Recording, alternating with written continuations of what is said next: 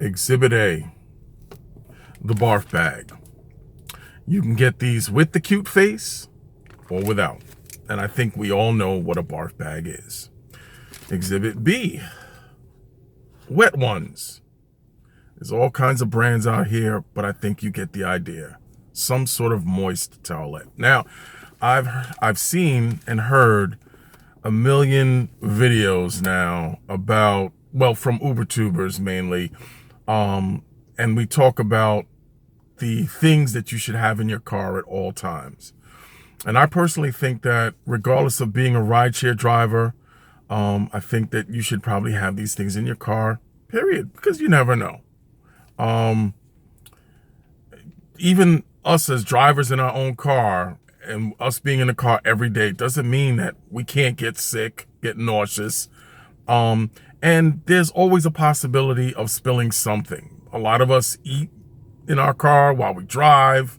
And I'm talking about just normal people who have regular 9-to-5s, whether it be to pick up a cup of coffee and a donut from Dunkin' Donuts in the morning on the way to work or whatever.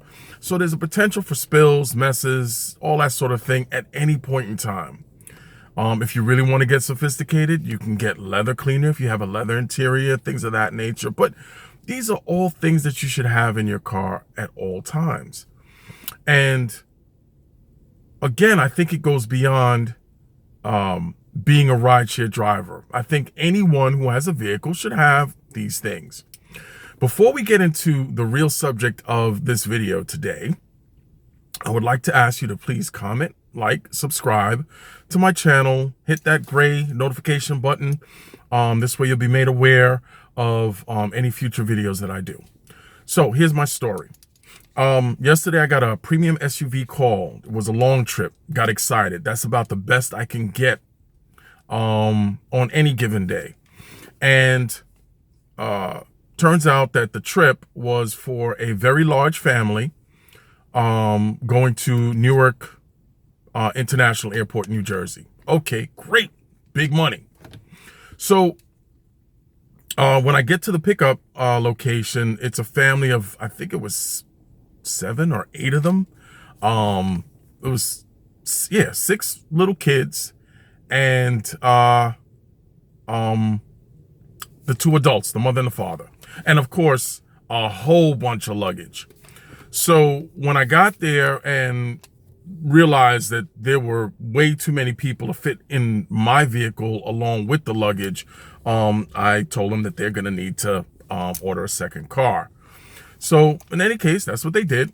And we divided them up, or they divided themselves up. You know, mother and a couple of the kids rode with me.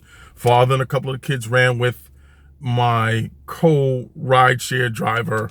And I think he was on the X platform. I think they went the cheap route. I already had all the luggage and everything in the car anyway, so there was no need for them to get a bigger vehicle. So anyway, we are in our little caravan and we're heading to Newark International Airport. We are moving a little bit slower than I would like, but I'm following this individual. We're in Jersey and I see he starts to slow down. And then at one point I saw when the window went down, but again, I still didn't pay any attention to that, more so than I'm thinking he's having some sort of car trouble. Long story short, turns out he pulls over and come to realize that one of the kids got nauseous in the car and threw up. So when I saw him pull over, because I had actually been driving parallel to him at one point, he was driving so slow and I couldn't figure out what was going on. So by the time he actually pulled over, I was in front of him. So I pull over, I back up. And as I'm backing up, I see the father get out with a handful of dry paper towels. And this is kind of gross, but I just see him wiping the door, and it's just like chunks of something falling to the ground. And that's when I realized that, you know, one of the kids threw up in the car. And the only thing that this individual apparently had in his car was these dry paper towels. And I felt really bad for this individual, but at the same time, I feel like you need to have some common sense. And you can't take for granted that just because you're driving in the morning may mean that you're not going to get anybody that gets sick in your car, because you're thinking, well, you don't have anybody that's drunk or whatever.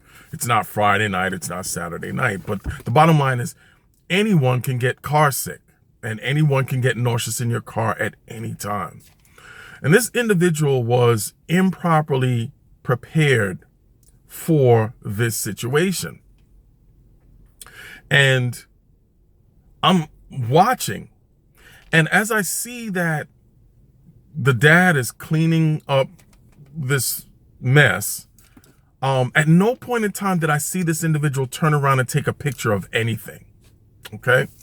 So now I have to assume, because I did not actually look into the car, that by the time the dad cleaned the car as best he could, there was no actual evidence that this kid threw up in the car. And at a bare minimum, the smell would have had to have been residual. For the rest of the ride, I saw that he had his windows down, or at least one of the windows down. So I know that there was obviously a lingering problem. And the moral of the story is, one, if he had had these nifty little barf bags, the kid could have threw up in the barf bag. It would have been contained. It would have been sealable. And it was something that, there's no residual smell, no mess, no nothing to clean up. Two, if he didn't have these by any chance, maybe he had a plastic bag. Maybe he had these and he couldn't get his hand on them, which you should have them accessible, that if you're in motion, you can quickly grab one and hand it out, even if you put it in a pouch behind the back seat or whatever. At least he would have had something as far as it being moist that could have cleaned the vehicle a lot better than some dry paper towels.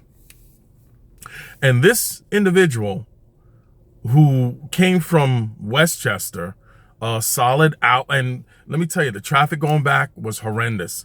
It must have took him an hour to an hour and a half to get back, if he was heading all the way back. If it were me, I probably would have stopped somewhere in Jersey and tried to get my car detailed. But the reality of that is, he probably drove back to Westchester. And he probably drove back with that smell lingering in his car. And then he still would have had to find some place to deodorize and sanitize his vehicle once again. And he better had, like a lot of places that I know that will do actual detailing, because at that point I would have got my car detailed. Like, you got to make an appointment. You can't just walk in and say, I want my car detailed. And it ain't cheap. And I'm saying all of this to say that at the same time, I don't think he even put in a proper claim to Uber to say, hey, this kid threw up in my car. So what I envision is an individual who now has to incur the inconvenience of driving back with that smell in his car, has to expense the time and money to get his car detailed to some degree, unless he's going to do it himself. Either which way, it's time. And for that period of time, he's down. He can no longer make money. That's one of our biggest nightmares when it comes to this thing, right?